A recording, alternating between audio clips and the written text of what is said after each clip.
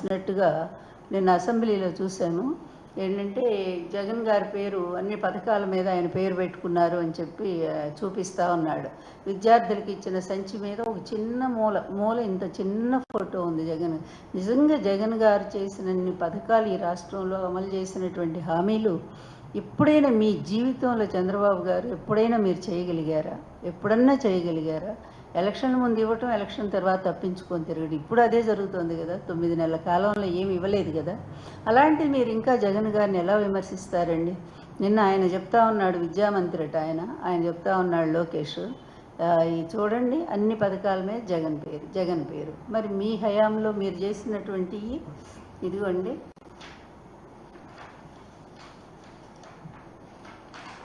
ఇదిగోండి జగనన్న తోఫా, చంద్రన్న తోఫా, చంద్రన్న పెళ్లి కానుక, చంద్రన్న సంక్రాంతి కానుక.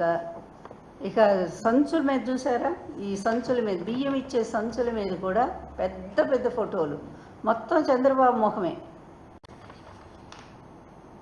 ఇక పచ్చరంగు ఎలా పూసారంటే ఆగ్రా నేషనల్ హైవేస్ పక్కన ఉండేటువంటి డివైడర్స్ వాటి మీద కూడా మొత్తం పచ్చరంగే. చెట్టు కనిపిస్తే దాని చుట్టూ పచ్చరంగే, ఎక్కడ రాయి కనిపిస్తే దానికి పచ్చరంగే.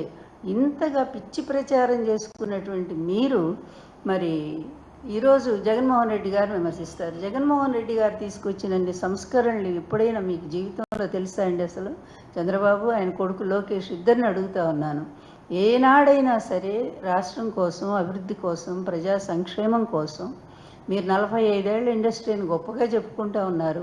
ఈ 45 ఏళ్ళ ఇండస్ట్రీలో మీరు సాగించినటువంటి దురాచారాలు, అన్యాయాలు, అవినీతి, అది చెప్పాలంటే ఒక పెద్ద పుస్తకమే అవుతుంది, ఒక పెద్ద గ్రంథమే అవుతుంది. ఆల్రెడీ నేను రాశాను, అందులో ఉన్నాయి, చాలా ఉన్నాయి ఇతను చేసిన అవినీతి పనులన్నిటి గురించి కూడా.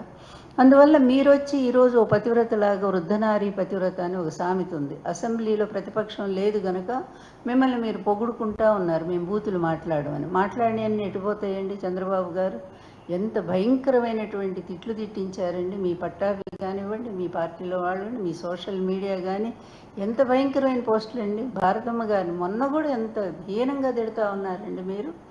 ఇంత దారుణమైనటువంటి తిట్లు తిట్టడానికే ఒక నాంది పలికినటువంటి వాళ్ళు మీరు.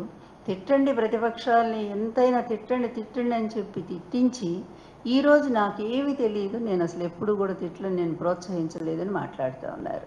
అందువలన అట్లాగే అదేవిధంగా దీని మీద కూడా అట్లాగే మాట్లాడుతూ ఉన్నారు, పథకాలన్నిటి మీద జగన్ గారి ఫోటో అని చెప్పి. ఇలా చెప్పుకుంటూ పోతే వీళ్ళు అంటే చెప్పేది ఒకటి, చేసేది ఒకటి. కక్ష సాధింపు నా జీవితంలో లేదంటాడు 3వ పాయింట్. ఈయన జీవితంలో రాజకీయ కక్షలు లేవట.